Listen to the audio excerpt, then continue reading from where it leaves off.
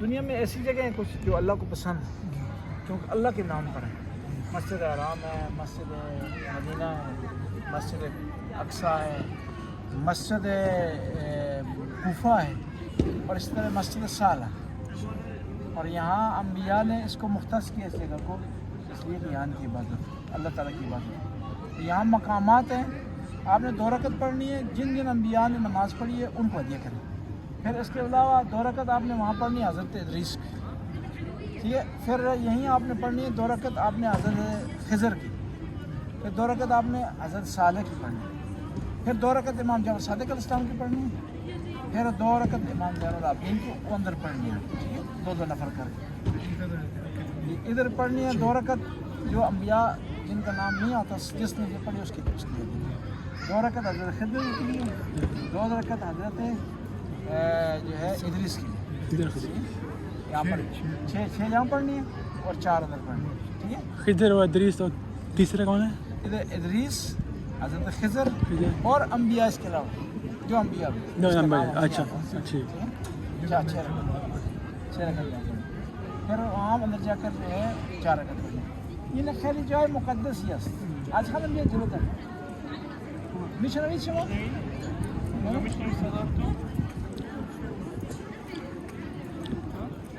بیجرو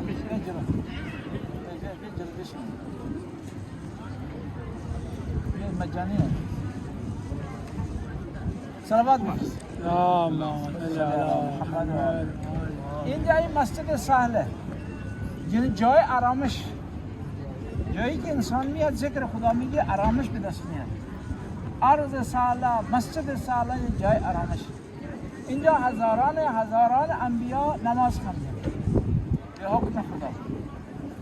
انبیاء اولی العزم اینجا نماز خواندن, عبادت به جا آوردن و از این مکانایی است که خیلی مقدس است. اولی مسجدی که خیلی تقدس داره مسجد خانه خدا ہے, دوم مسجد نبوی, سوم مسجد اقصی, چهارم مسجد کوفه, پنجم مسجد سالہ. خیلی مقام مدرسه است. اینجا شما 6 رکعت 2 رکعت میخوانید, 2 رکعت برای همه انبیاء هدیه میدید, 2 رکعت برای نام حضرت خضر, 2 رکعت به نام حضرت ادریس. بعد داخل میخوانید 2 رکعت به نام زین العابدین علیه السلام, 2 رکعت به نام امام جعفر صادق و 2 رکعت امام زمان میخوانید داخل به نیت مقام موضوع. یعنی اون 6 رکعت اینجا 6 رکعت اینجا میخوانید.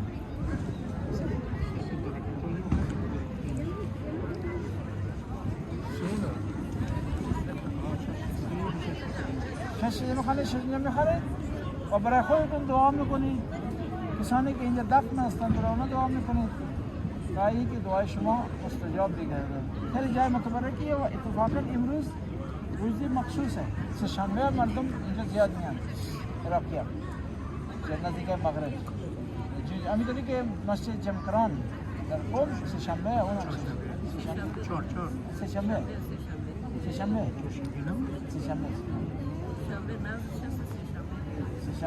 اینجا مخصوص ہے سه‌شنبه است.